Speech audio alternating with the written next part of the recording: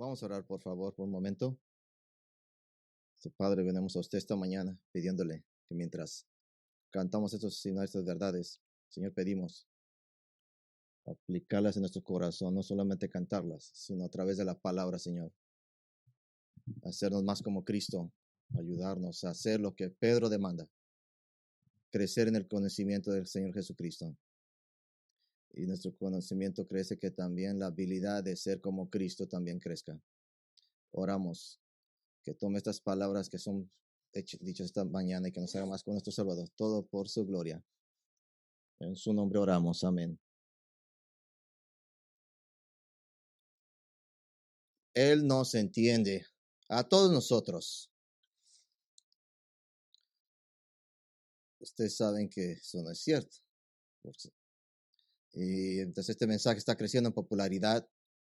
Transmitido en el Super Bowl de la semana pasada. Destacó de los anuncios de Él nos entiende, ese tipo de organización. Su video publicitario, incluso antes del Super Bowl, describe a la organización de que Él nos entiende como una campaña nacional de varios años para aumentar el respeto y la relevancia de Jesús en nuestra cultura de hoy. Y su tema es, Él nos entiende a todos nosotros. Los anuncios que se produjeron durante el Super Bowl destacaron mensajes como, amad a vuestros enemigos porque eso es lo que Jesús hace. Sé como un niño. Esa es una respuesta dentro de sí sola. Y Jesús invitó a todos a sentarse a su mesa. Una enseñanza más extensa de la organización de He Gets Us, se nos entiende, dicen, Jesús nunca fue cínico con las personas. Siempre amó, siempre perdonó. Suena maravilloso. Solo como cuestión de interés, el Jesús que dicen que nunca fue cínico acerca de las personas les dijo a los fariseos de Israel, generación de víboras, ¿cómo puedes hablar cosas buenas siendo malos? El Jesús que dicen que siempre amó, les dijo a los que no lo recibieron, a donde yo voy, ustedes no pueden venir. Y el Jesús que dicen que siempre perdonó, dijo a la misma gente, yo me voy y me buscaréis y moriréis en vuestros pecados. Estas palabras no los voy a perdonar. El movimiento Él no se entiende, no es más que otro evangelio falso que caracteriza erróneamente a Jesucristo y distorsiona el evangelio. Y la forma principal en que se distorsiona el evangelio es dejar completamente de lado la noción de pecado, el duelo y el dolor asociados con el pecado. Es completamente ignorado. Y eso es lo que quiero ver esta mañana. El duelo, el dolor, nuestro tópico. Y esto lo encontramos en Mateo 5, en las bienaventuranzas, en nuestra serie, Gozo en el Señor. Y enseña la irónica idea de la idea cristiana. Hoy vamos a hablar sobre gozo por los dolores, los que tienen dolor, los que sufren.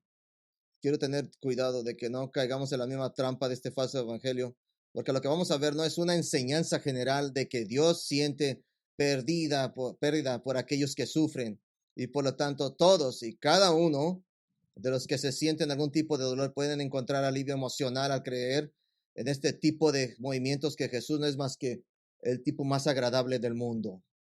En lugar vamos a ver una vez más, la paradoja de la vida cristiana. Vimos esta última vez en que los únicos que pertenecen al reino de los cielos son los que son pobres del espíritu, los que están abatidos, dolidos del corazón. Y esto nos lleva a la siguiente bienaventuranza, Mateo 5:4. Mateo 5:4. Bienaventurados los que lloran, porque ellos recibirán consolación. Bienaventurados los que lloran, porque ellos recibirán consolación. Esta es una clara enseñanza de que la bendición viene a través del dolor. Esa palabra para los que lloran significa estar triste, llorar, lamentar profundamente, dolor en el corazón. El Antiguo Testamento significa equivalente a estar seco, resecado, marginado por el dolor y el llorar. Entendemos el concepto básico del duelo como la experiencia de la tristeza por la pérdida de un ser querido, amado. Por ejemplo, en Génesis 23:2 dice que cuando su esposa Sara murió, Abraham vino a hacer duelo por Sara y a llorar por ella. Entendemos eso. Cuando Jacob se le dijo la mentira de que José había sido asesinado, Génesis 37-34 dice que Jacob rasgó sus vestidos y se puso cilicio sobre sus lomos y estuvo de duelo por su hijo muchos días. Y entendemos eso. Ese es el tipo de lo que habla el Señor Jesús. No, primeramente no. Primordialmente no. ¿Ese es el duelo que se habla? No. Simplemente de que Dios no. Hay cosas más grandes que conciernen espiritualmente la condición del humano. Podemos categorizar en muchas, para estar consistentes, las bienaventuranzas tratan de la vida cristiana desde que eres salvo hasta el final de tu vida. Y necesitamos estar consistentes con ellos. Vamos a ver dos tipos de categorías y trabajar a través de estas cosas, de estas paradojas. Dos categorías de tristeza. La primera es por la depravación y la siguiente es tristeza por el desafío. Tristeza por la depravación y tristeza por el desafío. Primero, dolor por la depravación. No hemos dicho que en parte la función de las bienaventuranzas es revelar la actitud interior del corazón necesaria para la salvación. El corazón genuinamente humillado del pecador.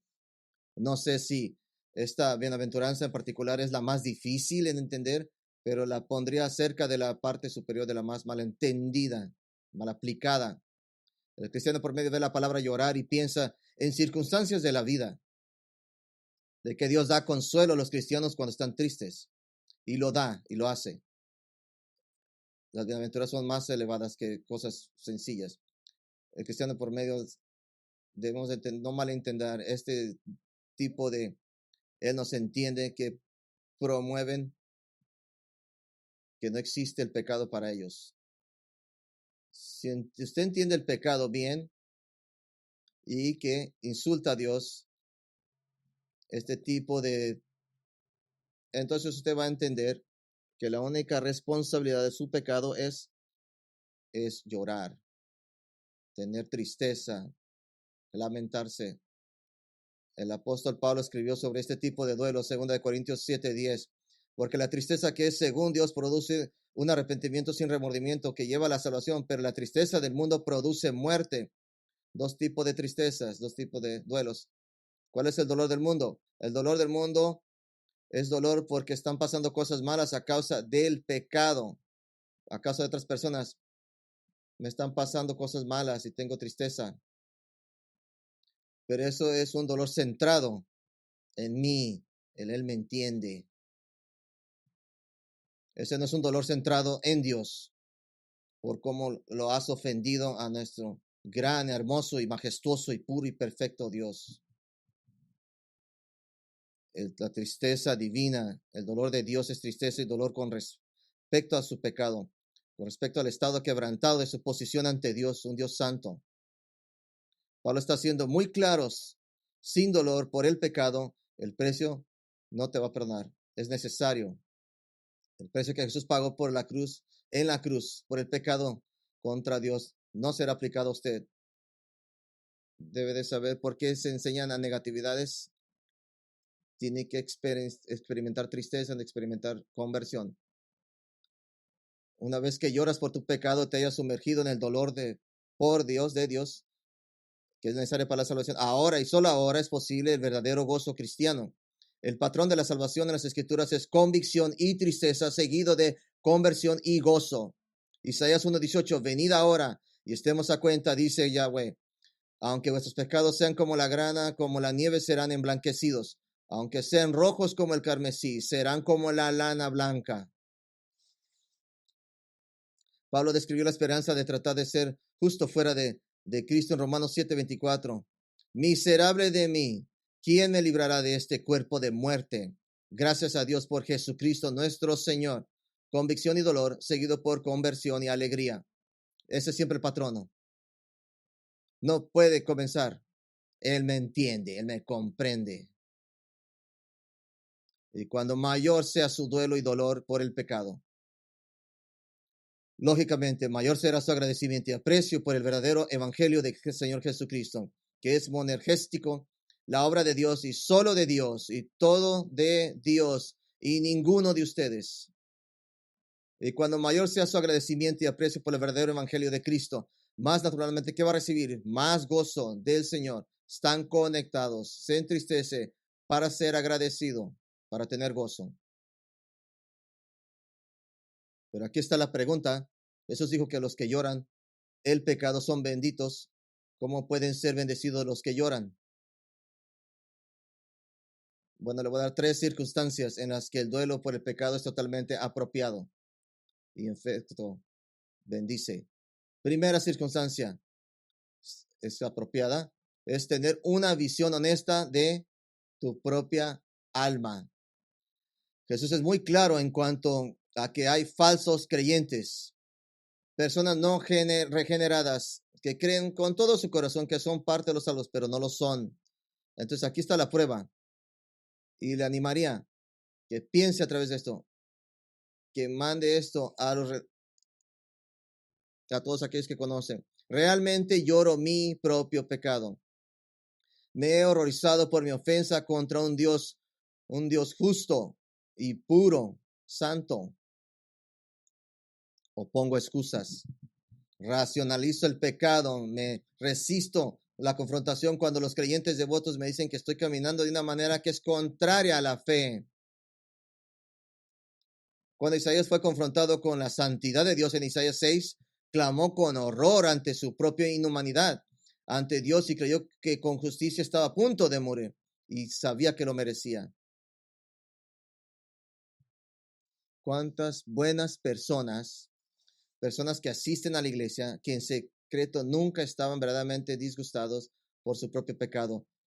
¿Y cuántos se mintieron y estarán en el infierno por toda la eternidad, que se habían dicho que eran cristianos, hecho cosas cristianas, pero nunca habían llorado su propio pecado?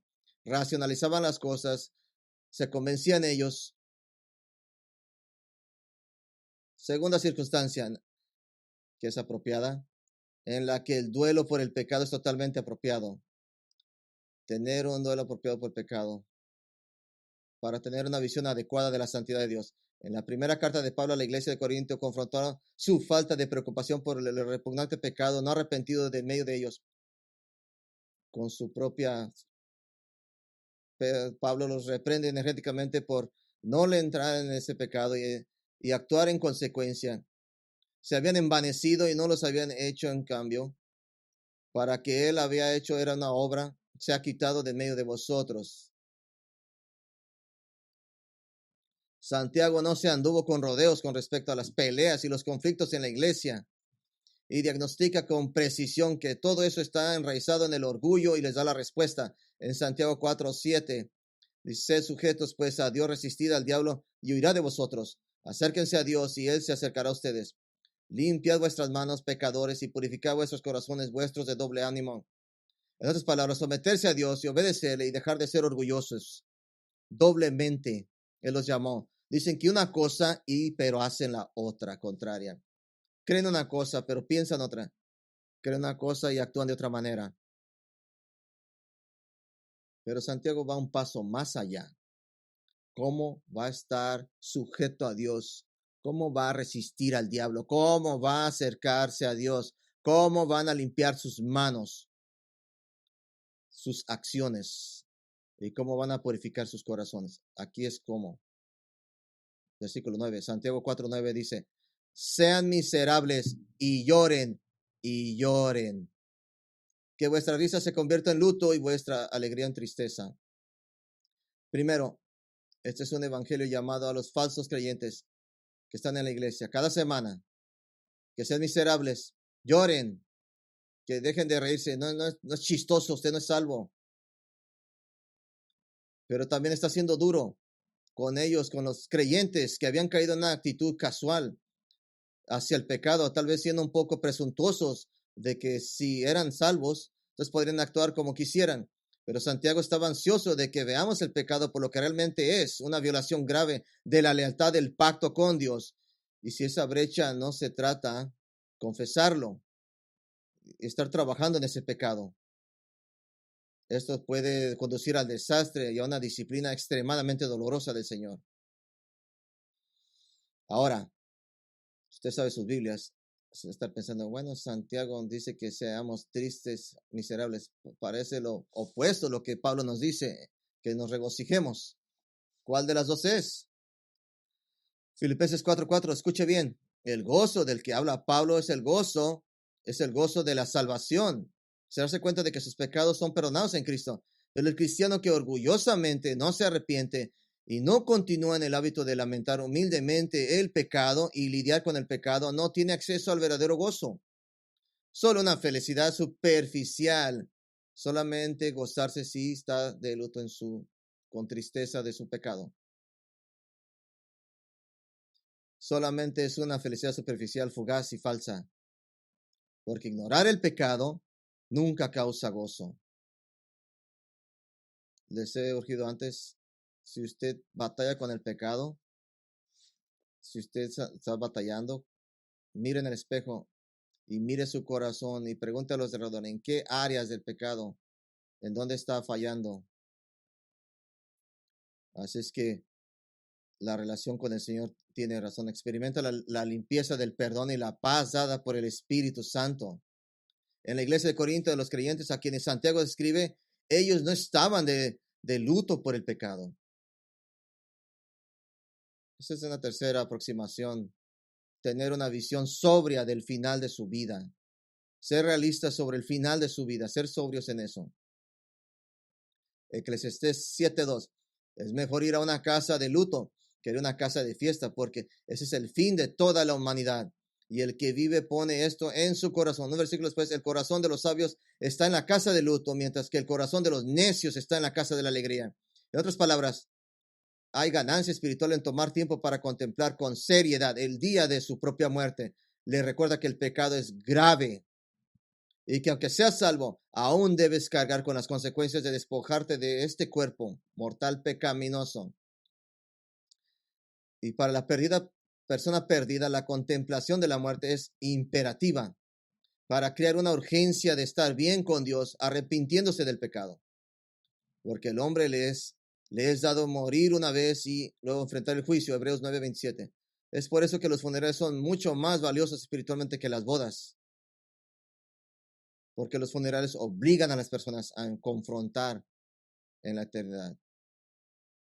Y en las bodas les dan regalos que no querían. Lamentarse es una bendición. Estar de luto es tristeza. Dos categorías de dolor: tristeza por la depravación. Segunda categoría, tristeza por el desafío, por el reto. Vivimos en el mundo caracterizado por el desafío, el reto contra Dios. Un mundo que actualmente está gobernado por el príncipe de la potestad del aire, el mismo Satanás.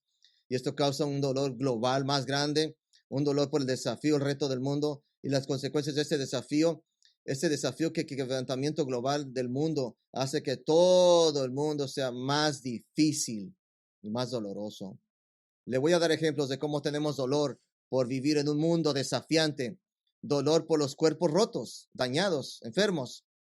2 Corintios 5:1, 2. Pablo se refiere a nuestros cuerpos mortales como nuestra tienda eterna. Escucha el dolor, porque sabemos que si la tienda terrenal, que es nuestra casa, es derribada, tenemos un edificio de Dios, en casa no hecha por manos, eterna en los cielos, porque ciertamente nosotros anhelamos ser revestidos de nuestra morada del cielo. Y entre más viejo te haces, más verdaderamente ves que es cierto. Oh, batallas, te quejas. Tristeza por el juicio.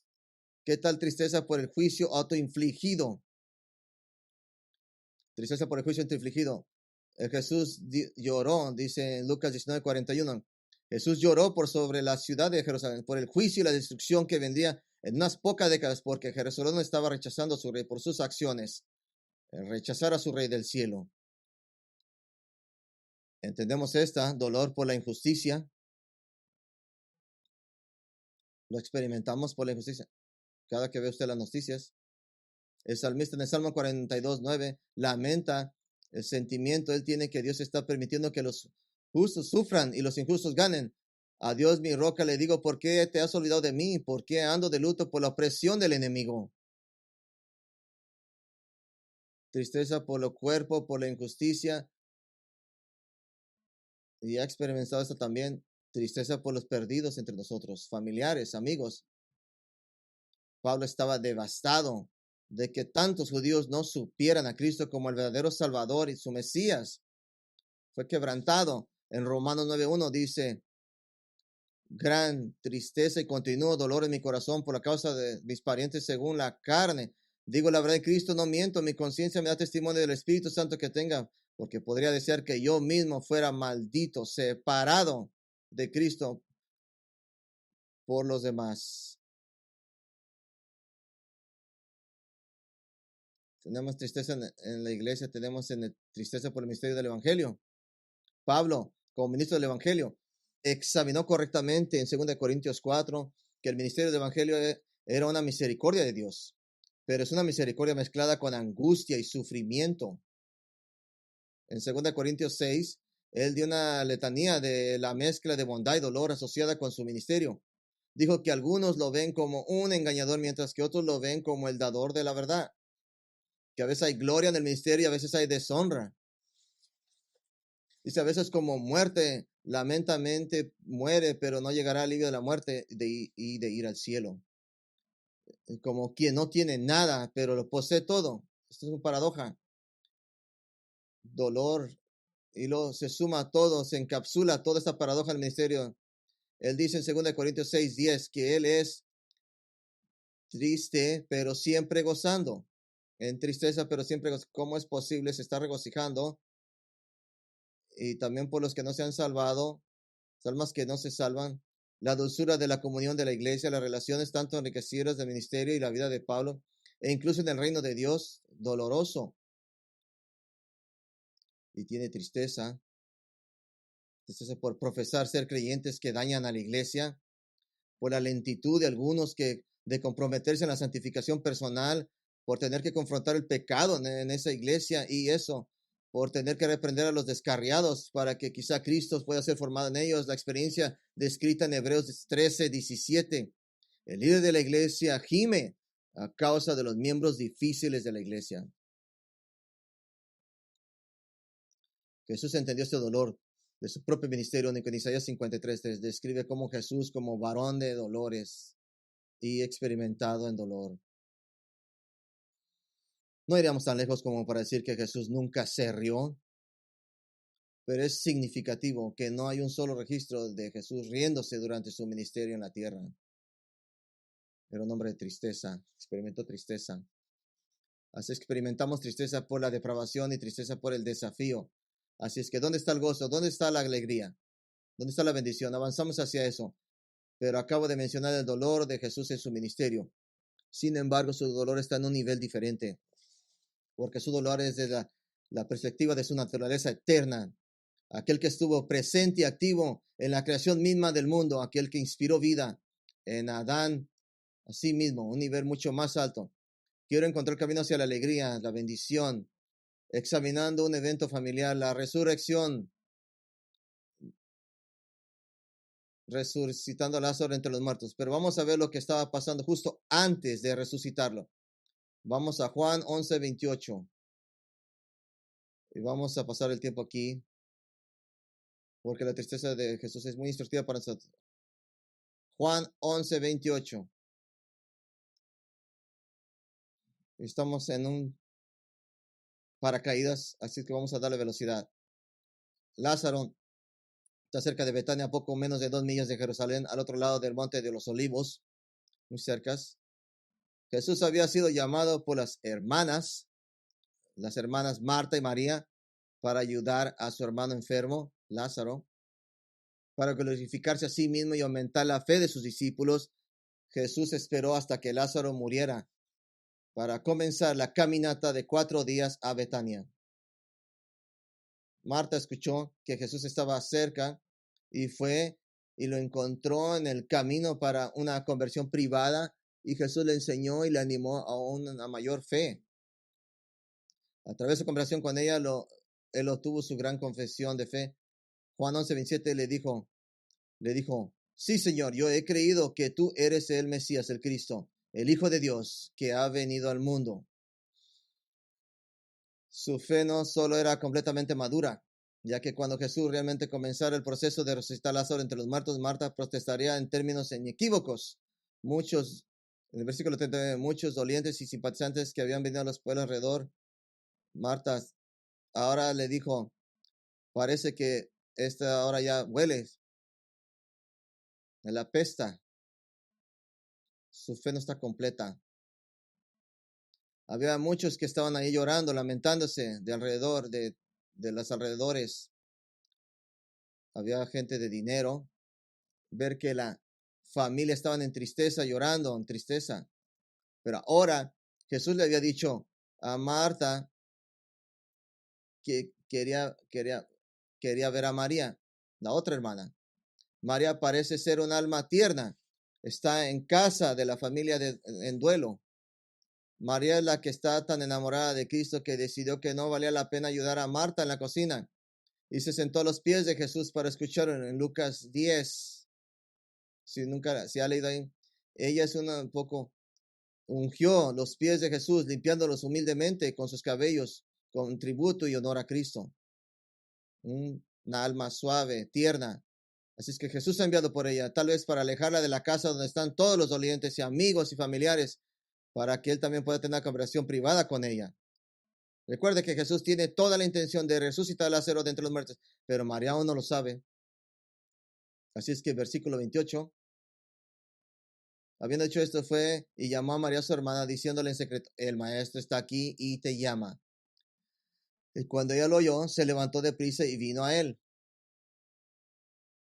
Cuán alentador y consolador debe ser sido que Jesús viniera en este momento de dolor. María estaba ansiosa por verlo. Ella se levantó rápidamente. El texto dice que siempre estaba entusiasmada por ver a Jesús. Y en el versículo 30 nos da una notación geográfica. Ahora Jesús todavía no había entrado en la aldea, sino que estaba en el lugar donde Marta le había encontrado. Marta había conocido a Jesús mientras él todavía caminaba por el camino a Betania, en las afueras de Jerusalén. Tuvieron una conversación en el camino, tal vez todavía caminando o descansando afuera del pueblo. Pero la intención fue aquí de que Jesús tuviera una conversación privada para poder tratar con este lamento. No iba a ser privada. Versículo, entonces los judíos que estaban en casa con ella y la consolaban, cuando vieron que María se había levantado de prisa y había salido, la siguieron diciendo que iba al sepulcro a llorar allí. Los judíos, muchos de los cuales habían venido de Jerusalén a llorar con la familia, siguieron a María para ir a llorar con ella. Y a la vista de todos los testigos, de todos aquellos dolientes que seguían a María, ahora se desarrolla un momento tierno. Versículo 32. Cuando llegó donde estaba Jesús, al verle, se postró a sus pies, diciéndole, Señor, si hubieses estado aquí, no habría muerto mi hermano. Ella cayó a sus pies. Una palabra que literalmente significa caer de rodillas a los pies de alguien. Pero esta palabra se usa a menudo para indicar la adoración en todo en el mundo del Nuevo Testamento. María está demostrando exactamente lo que debe hacer, caer en adoración y en total impotencia como una persona destruida ante Cristo. Versículo 33 dice que estaba llorando. Una palabra significa llorar o lamentarse en voz alta. La palabra tiene un énfasis en los sonidos que se hacen mientras lloran, que todos pueden escuchar. Esas son lágrimas silenciosas, incontrolables. No son tristeza ni lágrimas en privado, totalmente desgarrador, sollozos incontrolables de dolor. Y a través de sus sollozos, ella dijo exactamente lo mismo que Marta dijo en el versículo 21. Cuando vio a Jesús, Señor, si hubiese estado aquí, mi hermano no habría muerto. Esto no es una declaración de queja, es una observación. Si lo piensa, nadie se muere alrededor de Jesús. Y qué tan acto hermoso y necesario en medio de su soledad, colapsarse en adoración ante los pies de Jesucristo. Esta situación parece ser un poco rara, pero la costumbre judía incluso esperaba que una familia sobrecontratara al menos 2 flautistas y no eran pobres. Había mucha gente profesional. Ahora Jesús emocionalmente está movido por el llorar de María. Todo el dolor, la tristeza está todo alrededor. Y en el versículo 30, cuando Jesús al verla llorando y a los judíos que la acompañaban también llorando, se estremeció en espíritu y se conmovió. Y se conmovió. Y así que Jesús hace una pregunta cuya respuesta ya conoce como Dios soberano. Versículo 30, ¿dónde lo pusiste? Le dijeron, Señor, ven y ve. Esto fue un arreglo para la multitud para seguirlo cuando Él venga a la tumba del versículo 38. Y en su plena y completa humanidad, Jesús, versículo 35, Jesús lloró. Y la emoción que brota en Él ahora se expresa justo enfrente de María y todos los dolientes. Y los dolientes no sabían exactamente qué hacer con esto. No sabían qué pensar. Algunos dijeron que Jesús estaba llorando a causa de su gran amor por Lázaro. Versículo 3 dijeron, entonces los judíos, mira cómo lo amaba.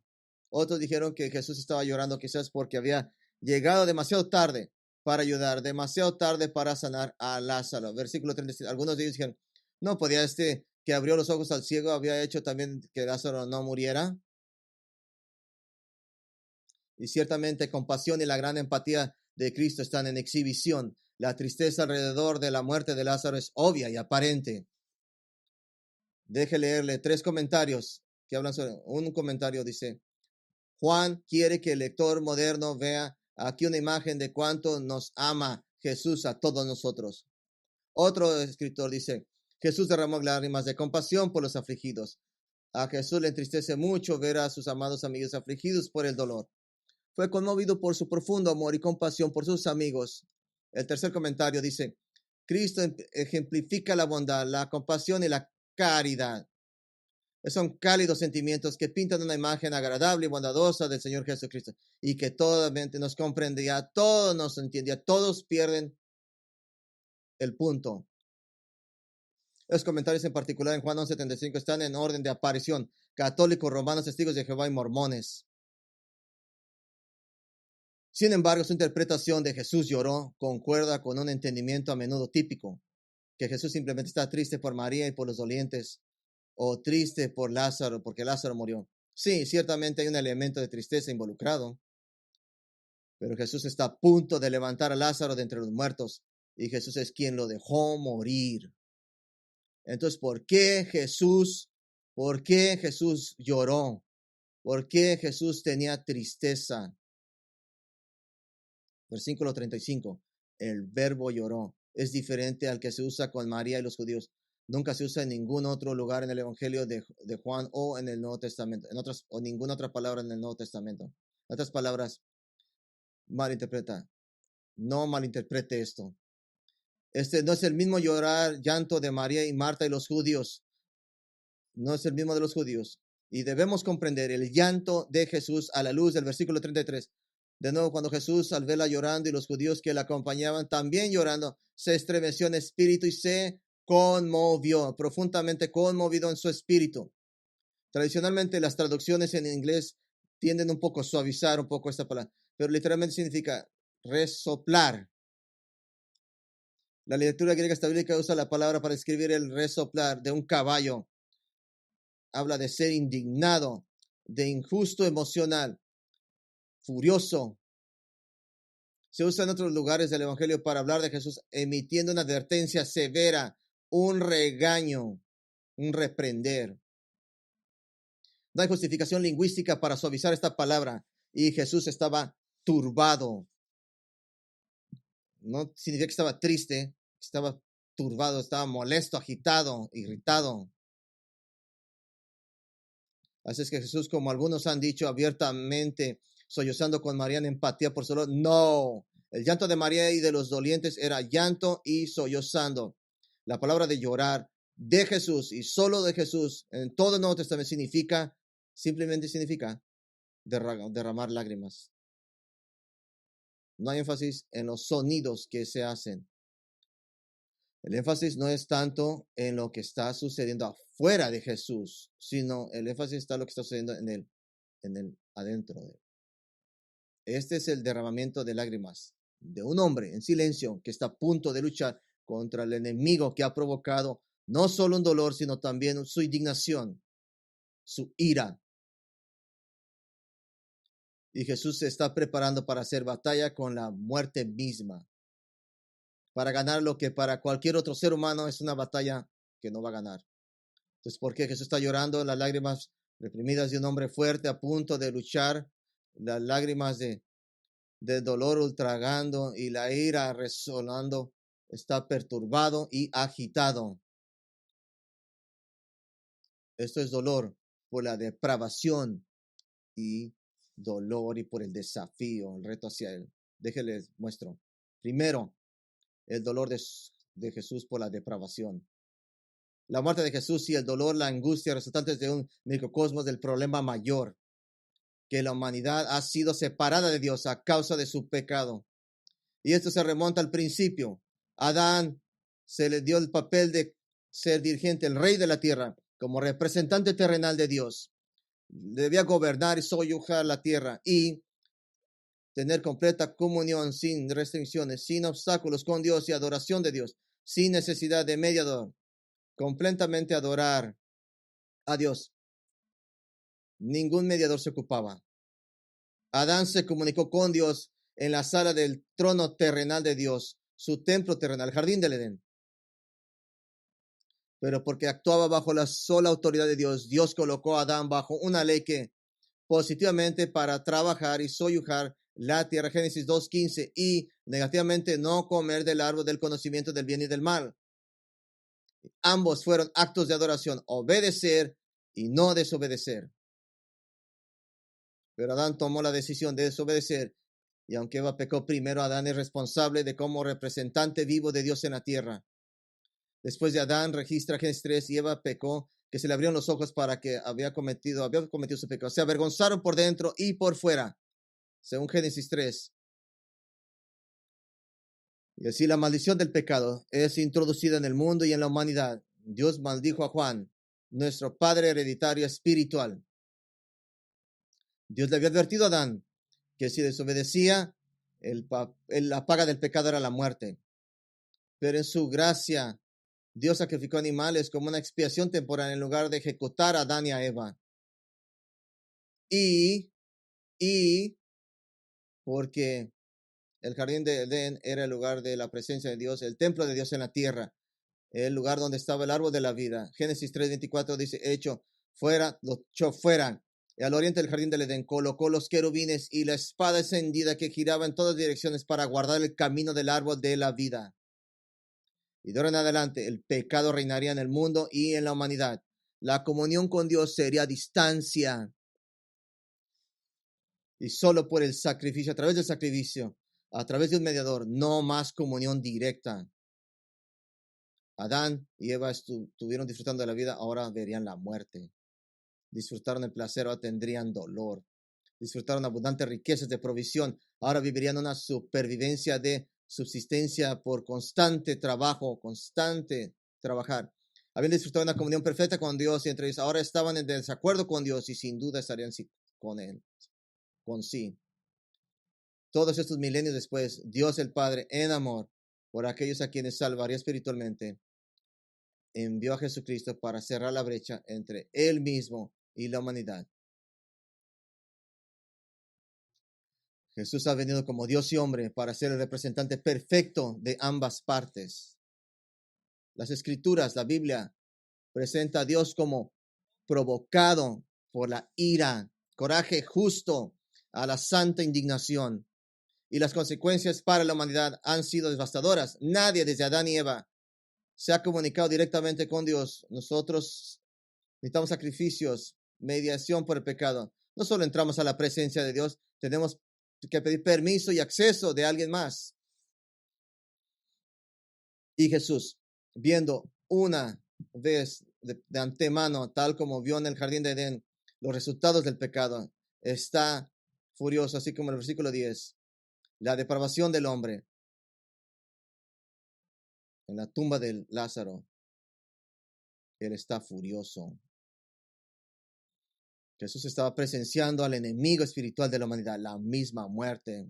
La muerte como el pecado es el enemigo de Dios. 1 Corintios 15 dice que la muerte es el enemigo de Dios. La muerte es algo contra lo cual debe haber batalla. La Biblia describe el horror de la muerte como cuerdas en las que eres enredado y arrastrado Salmo 18, 4, 5.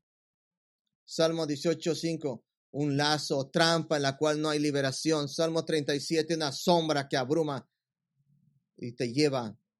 Salmo 55, un terror que cae sobre vosotros.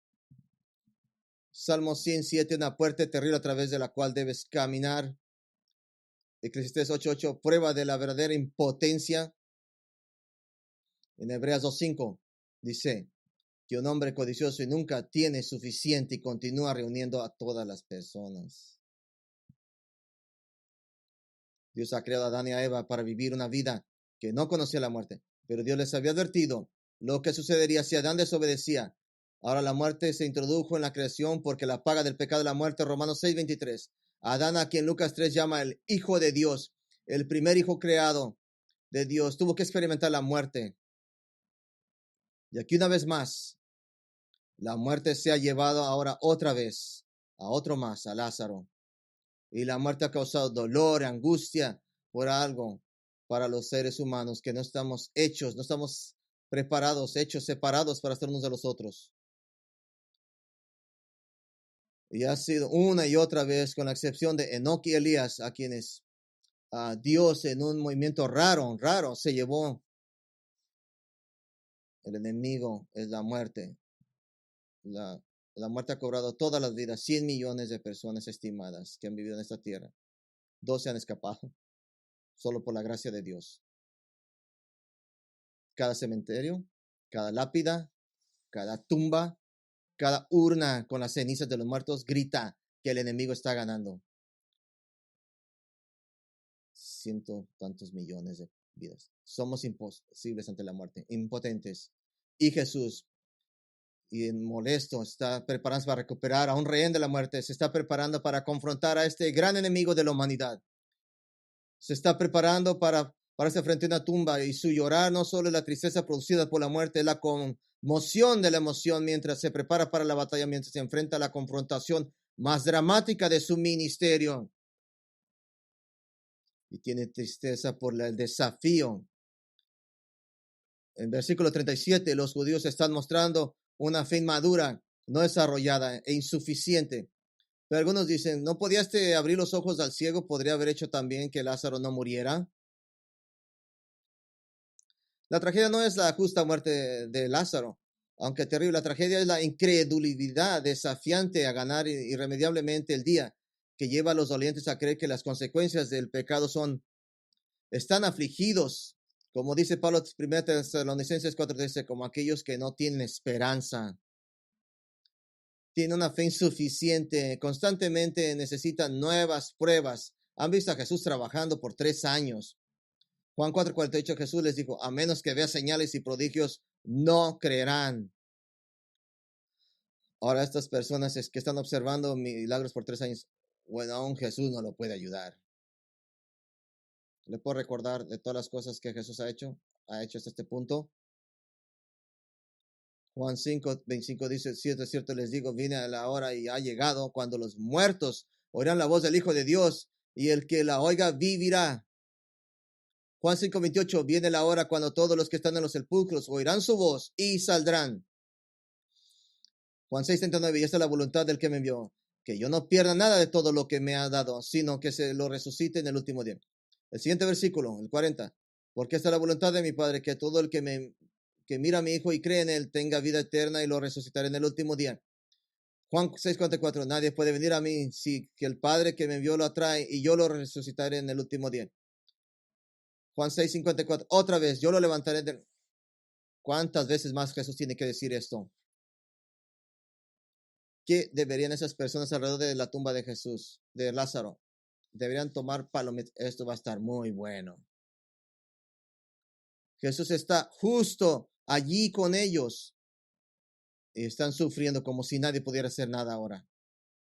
Y de hecho, su incredulidad despertará que se ultraje Jesús otra vez. Versículo 13, profundamente conmovido otra vez en la tumba de Lázaro. Movido, resucita. Cuando Jesús resucita a Lázaro de entre los muertos en breve, el reloj realmente comenzó a correr hacia la cruz, hacia la muerte sacrificial de Jesucristo. Juan 11:53. Así que, ¿qué pasó? Desde aquel día acordaron que matarle. Irónicamente, al llamar a Lázaro desde la tumba, Jesús estaba caminando hacia su propia tumba. Dar vida a Lázaro llevó a Jesús a su propia muerte. Porque Jesús no solo estaba a punto de salvar la vida inmediata de Lázaro llamándole de la tumba, estaba en camino a la cruz para comprar la vida eterna de Lázaro y de todos los que pusieron su fe en él.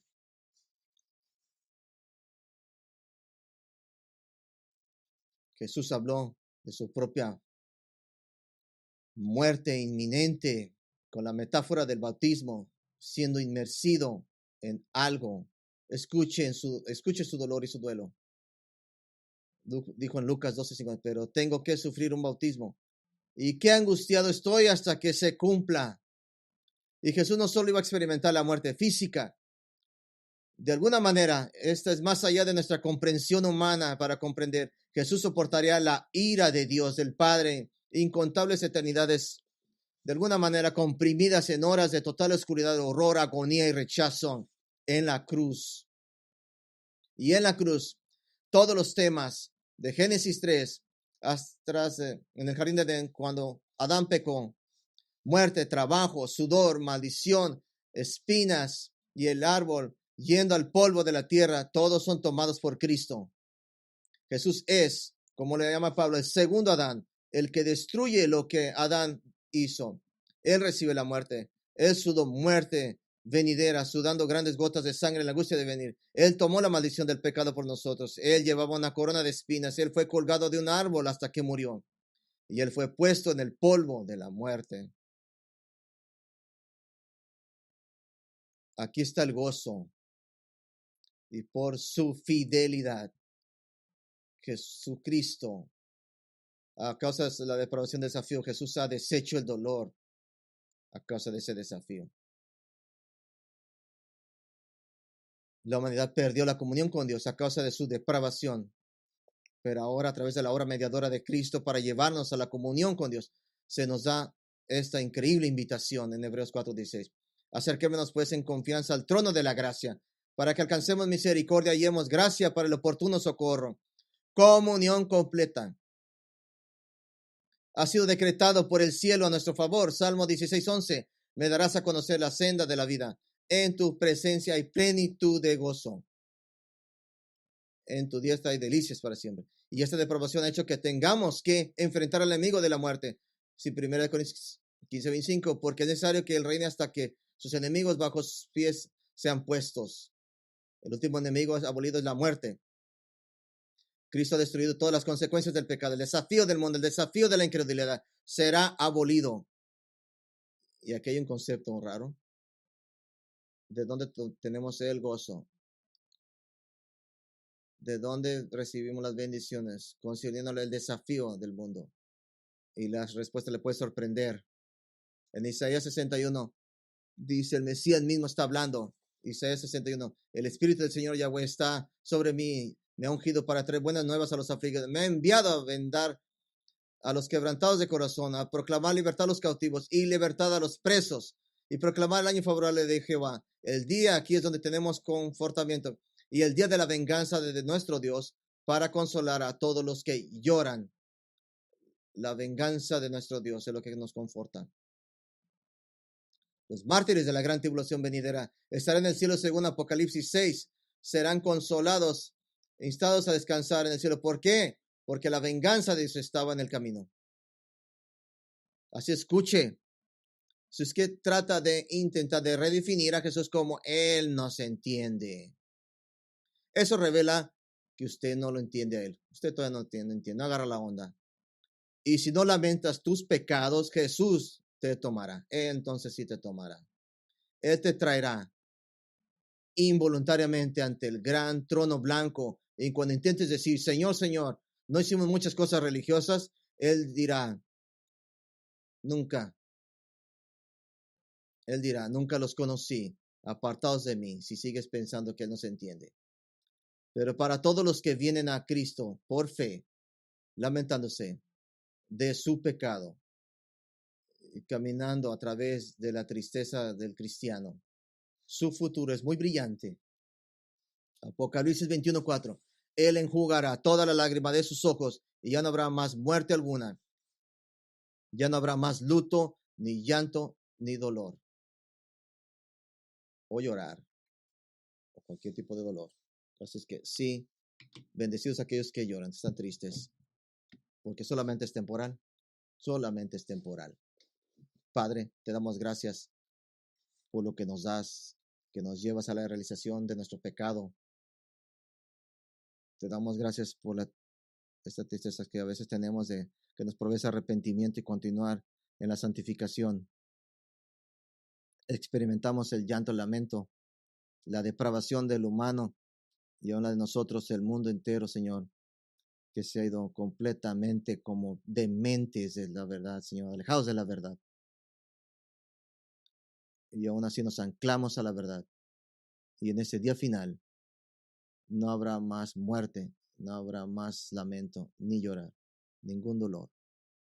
Si hay un hombre o mujer aquí, o pequeño, joven, que no ha llorado, no ha lamentado su propio pecado, sus propios pecados, que hoy sea el día que esté horrorizado de cómo han negligido, han violado la santidad de nuestro Dios, su purificación.